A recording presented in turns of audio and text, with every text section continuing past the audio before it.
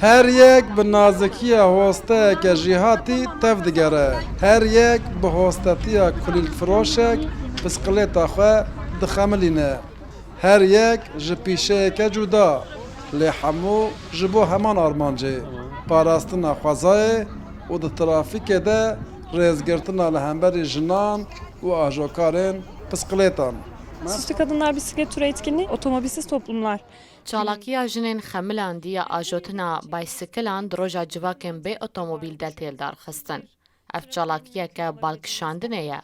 Em dixwazin balê bikişînin ser jinên ku li baysikilan swar dibin. Ji bo ku em bala civakê bikişînin ser xwe em xwe dixemilînin. Pifikan bi baysikilên xwe vedikin, bi baysikilên xwe yên xemilan dî derdikevin nav trafîkê. Onlarımızla dikkat çekmeye çalışıyoruz. Jinên Amedî ji bo balê bikişînin ser qirêjayiya ku ji egzozên otomobîlan derdikevin û hewayê qirêj dikin, ji parka 75 metrî dest bi gera xwe ya ajotina bisikilêtan kirin. Tam 8 kilometre bisikilêt ajotin.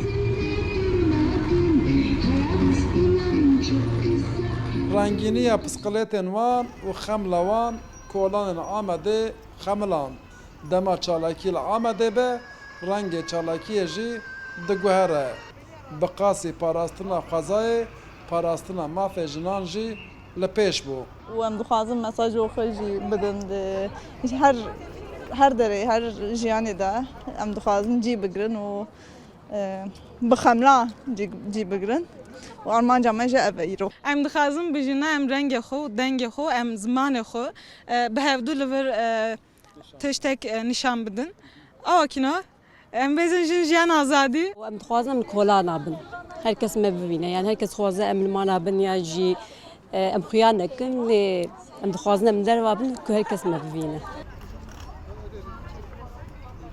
Em dixwazin azad bibin ber ku jinin navê jina dibên qey jin bin destin, jin nikarin xeber din, jin nikarin tertişkî bikin, jin karin her tiştî bikin.